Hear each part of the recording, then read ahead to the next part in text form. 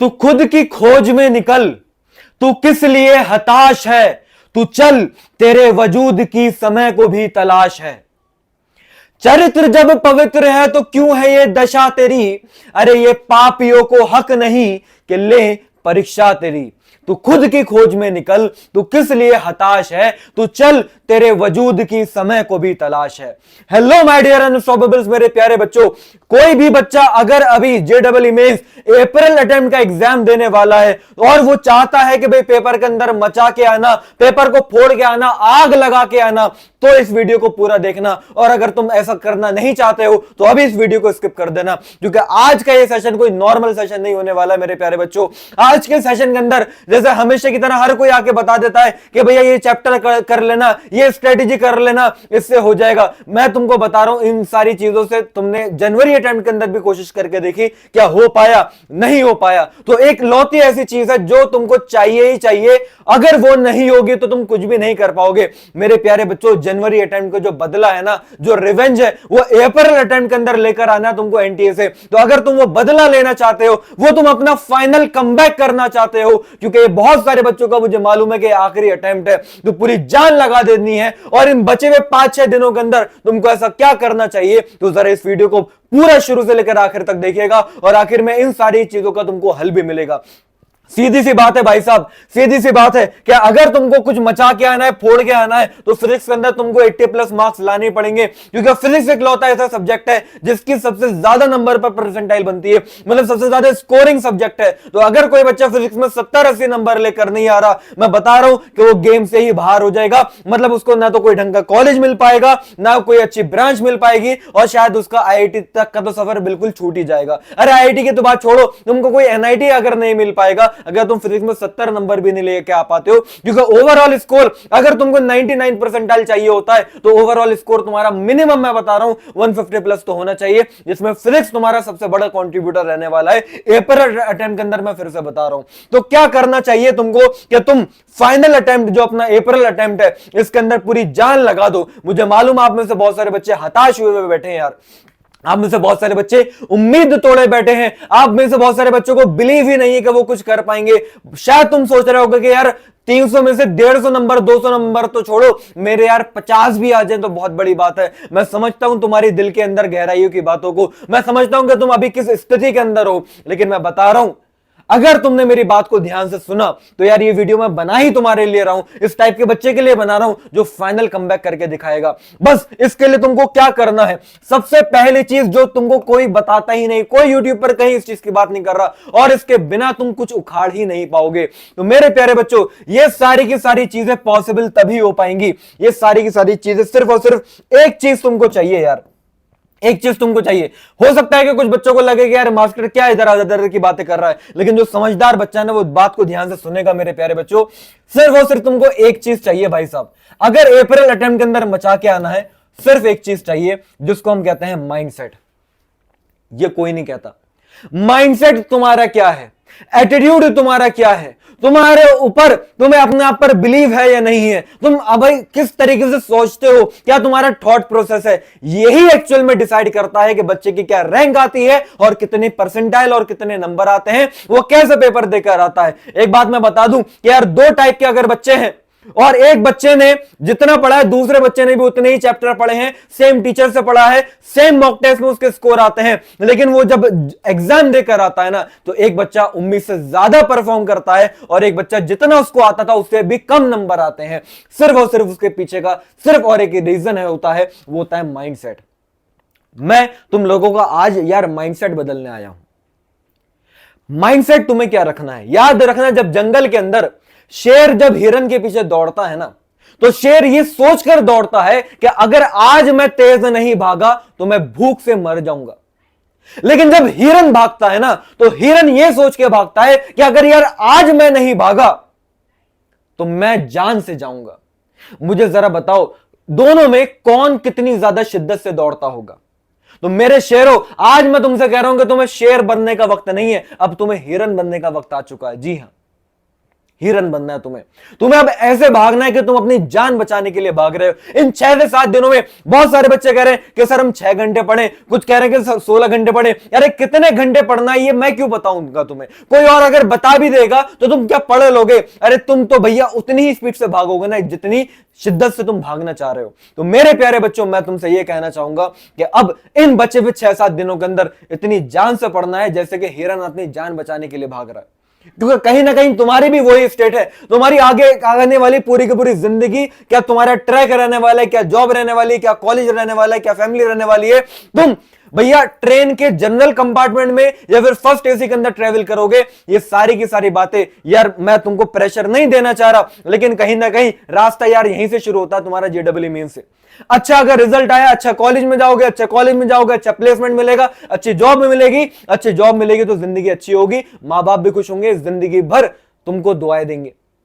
और मैं बता रहा हूं कि अगर तुम यहां अच्छा नहीं कर पाए, अगर यहां अच्छा नहीं कर पाए, मैं ये नहीं कह रहा कि तुम्हारी जिंदगी खत्म हो जाएगी, लेकिन हाँ ये जो एक बड़ा बढ़िया वाला रास्ता था वो तुम्हारे हाथ से निकल जाएगा। तो मौका यार तुम्हें हाथ से जाने नहीं देना है। तो तुम जो अभी खुद से अंदर से हारे हुए बैठे हो ना, तुम्हें यार ये हार नहीं माननी है। वो कहते हैं ना कि मन के जीते जीत है, मन के हारे हार, और हार गए जो बिन लड़े उन पर है धिक्कार। तो मेरे प्यारे बच्चों, तुमको भैया लड़ना है, फाइट पूरी करनी है, और फाइट पूरी करने के लिए पूरी जान लगा देनी है। तो इन 6 से 7 दिनों के अंदर क्या करना है वो मैं तुमको सब बताने वाला हूं। लेकिन क्या तुम मुझे बता दो, तैयार हो? क्या तुम्हें अगर ऐसा लग रहा है यार, मतलब तुम ईमानदारी से बताओ कि अगर कोई बच्चा भी 50 नंबर लेकर आ रहा है और वो 50 से सोच रहा है कि यार मैं 150 ला पाऊंगा या नहीं ला पाऊंगा, हो सकता है कि बहुत सारे लोग बोलें कि यार अचीवेबल नहीं है, ये इम्पॉसिबल बात है। लेकिन यार मुझे एक बात बताओ, एक लड़की है, तुम गूगल पर सर्च करना, उसका नाम है अरुणिमा सिन्हा। उसका सपना था माउंट एवरेस्ट पे जाने का, लेकिन जब वो माउंट एवरेस्ट पे जाने वाली थी ना, 1 महीने पहले उसके किसी ने ट्रेन से उसको धक्का दे दिया और उसकी टांगे यहां से कट गई थी भाई साहब। लेकिन 1 साल के बाद वो लड़की बिना टांगों के भी माउंट एवरेस्ट पे जा पाई। लोगों ने तो कहा ना इम्पॉसिबल है, लेकिन वो जाके दिखाई। दशरथ मान जी का तुमने नाम सुना होगा, मूवी भी आई थी भाई साहब, उसने पूरा का पूरा पहाड़ काट के रास्ता बना दिया, अकेले आदमी ने 6 हथौड़े से। तुम यार एग्जाम नहीं निकाल पाओगे? लोग तो कह रहे हैं इंपॉसिबल है, तुम्हें भी लग रहा होगा इंपॉसिबल, लेकिन भैया सारी की सारी कहानी यह है कि तुम सोचते क्या हो, तुम्हारा थॉट प्रोसेस क्या है। मैं कभी भी इस टाइप की बातें नहीं करता हूं, लेकिन मुझे मालूम है कि अगर तुम्हारी परफॉर्मेंस कोई बात इंप्रूव कराएगी तो वो यही है। बम्बल भी, जिसको भौरा कहते हैं, फिजिक्स के, जी हां फिजिक्स के एरोडायनेमिक्स के हिसाब से, फिजिक्स के लॉस के हिसाब से वो कभी भी उड़ ही नहीं सकता, इंपॉसिबल है। लेकिन उसको नहीं मालूम ना कि ये बात इंपॉसिबल है, वो तो मजे से उड़ता है। तो भाई बस तुम भी अब ये दिमाग से निकाल दो कि ये इंपॉसिबल बात है। कोई बच्चा 50 से 150 नंबर ला सकता है, ये बस तुमको दिमाग में रखना है कि हाँ तुम कर सकते हो। क्या करना है, कैसे करना है, उसके लिए मैं खड़ा हूं ना भाई। मैं तेरा भैया एग्जाम से 1 दिन पहले तक रात तक तेरा हाथ पकड़ूंगा भाई साहब, और तेरा पेपर पूरा अच्छे से दिलवा के आऊंगा, जब तक भाई साहब तुम है ना किसी भी अच्छे एनआईटी के अंदर नहीं पहुंच जाओगे, जब तक ये अब्दुल सर तुम्हारा हाथ नहीं छोड़ने वाले। बस ये है कि मैं तुम्हारा हाथ अगर मजबूती से पकड़ रहा हूं तो क्या तुम मेरा हाथ मजबूती से पकड़ रहे हो या नहीं पकड़ रहे हो? ठीक है, तो इस टाइप की वीडियोस और बहुत सारी मैं लेकर आते रहूंगा। तो बस तुम्हें करना यह है, और कैसे होगा ये सारी की सारी बातें, ये सिर्फ और सिर्फ तभी हो पाएंगे जब कोई भी बच्चा सब्सक्राइब करेगा इस चैनल को।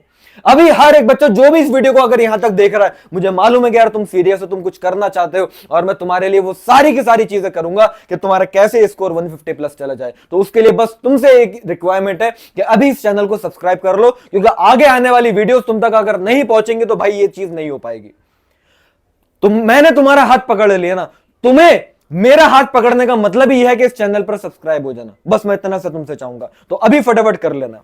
तो रियलिटी चेक में तुमको दे देता हूं, तुमको यह बात एक्सेप्ट करनी पड़ेगी कि फुल सिलेबस कंप्लीट कर सकते हो क्या? नहीं कर सकते, नहीं कर सकते भाई, नहीं कर सकते, बिल्कुल दिमाग से निकाल देना अगर कोई सोच रहा है तो। ठीक है, और इसकी रिक्वायरमेंट है क्या? नहीं, नहीं चाहिए भी नहीं, चाहिए भी नहीं। तो फिर क्या करना है? अगर तुमको रैंक इंप्रूव करनी है ना, तो रैंक इंप्रूव तुम्हारी हो सकती है, तुम्हारे मार्क्स इंप्रूव हो सकते हैं। कोई बच्चा अगर 70 परसेंटाइल ला रहा था, वो अभी भी 95 प्लस परसेंटाइल आराम से ला सकता है। कैसे, जरा सुनते जाओ। तुम्हें बस क्या करना है, स्मार्ट चैप्टर को सेलेक्ट करना है जिसके ऊपर तुम्हारे पेपर में, क्योंकि यार वही बात है ना, अगर तुम एक दिन अपना पूरा का पूरा उन चैप्टर्स पे लगा देते हो जिससे सवाल आने के चांसेस ना के बराबर है अप्रैल अटेम्प्ट के अंदर, तो तुम सोच के देखो, तुमने मेहनत भी करी है, एनर्जी भी तुमने लगाई है, एफर्ट भी लगाया है, लेकिन तुम सही जगह पर नहीं लगा रहे हो।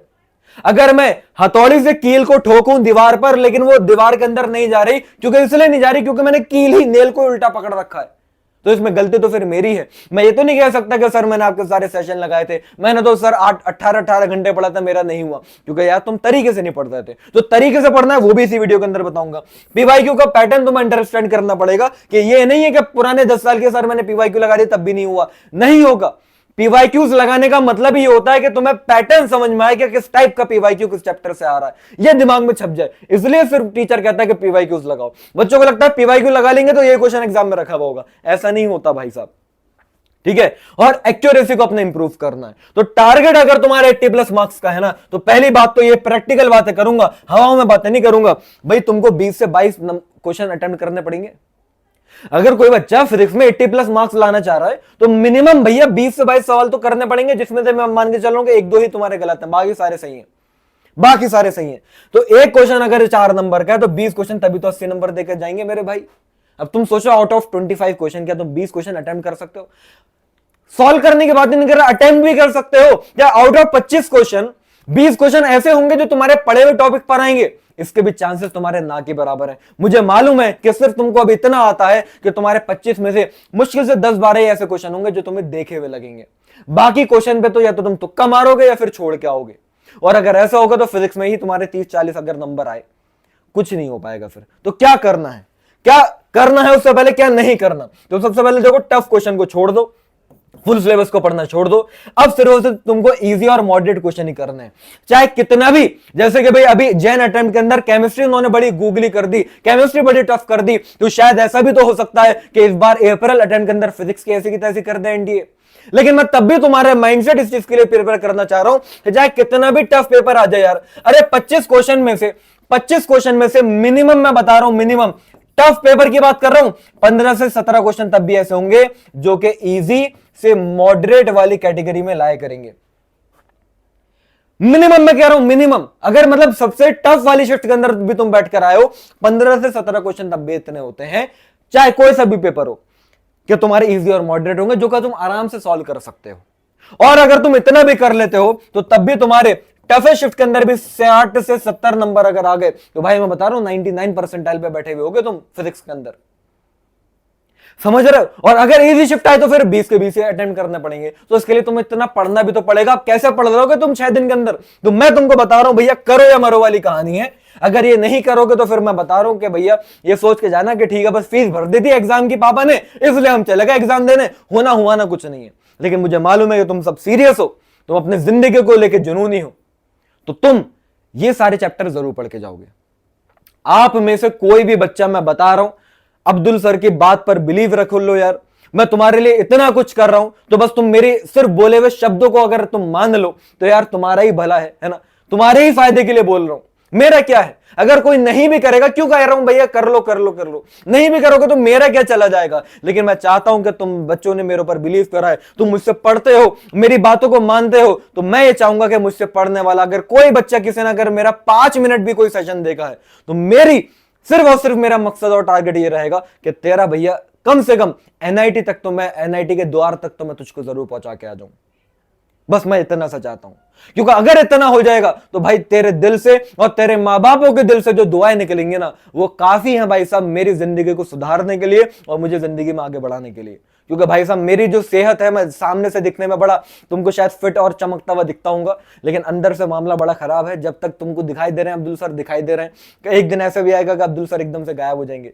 फिलहाल जब तक मैं खड़ा हूं, जब तक मेरी टांगे सलामत है, मैं बता रहा हूं मैं तुम्हारे साथ खड़ा रहूंगा।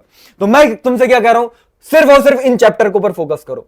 मॉडर्न फिजिक्स अगर कोई बच्चा कर ले भाई, 3-3 क्वेश्चन 4-4 क्वेश्चन रखे हुए थे अभी जनवरी अटेम्प्ट में, तो 3 क्वेश्चन मान लिए। करंट इलेक्ट्रिसिटी से 2 क्वेश्चन रखे हुए थे हर शिफ्ट में 2 क्वेश्चन अभी जनवरी अटेम्प्ट में। इलेक्ट्रोस्टैटिक्स से 2 क्वेश्चन रखे हुए थे भाई साहब। यूनिट्स एंड डायमेंशन से 1 से 2 क्वेश्चन हर शिफ्ट के अंदर थे। सेमीकंडक्टर से भी 1 से 2 क्वेश्चन हर शिफ्ट के अंदर थे। ऑप्टिक्स से भैया 3 क्वेश्चन, रे और वेव की बात कर रहा हूं। हीट एंड थर्मोडायनेमिक्स से 2 से 3 क्वेश्चन थे। इलेक्ट्रोमैग्नेटिक इंडक्शन और इलेक्ट्रोमैग्नेटिक वेव से 2 क्वेश्चन हर शिफ्ट के अंदर थे। रोटेशन से 2 क्वेश्चन हर शिफ्ट के अंदर थे। भाई टोटल करा, टोटल अगर तुम इन सबका करोगे तो ये इतने क्वेश्चन बैठेंगे कि तुम 70 से 80 नंबर सिर्फ इतने चैप्टर को करके ला सकते हो। सिर्फ इतने चैप्टर को। अब तुम्हारा नेक्स्ट 6 डेज का बस इतना सा प्लान होना चाहिए कि तुम्हें भैया फिजिक्स को 6 से 8 घंटे तो फिजिक्स को देने हैं। अब सर 6 से 8 घंटे फिजिक्स को देंगे तो केमिस्ट्री कब पढ़ेंगे, मैथ्स कब पढ़ेंगे? भाई ठीक है, मत पढ़।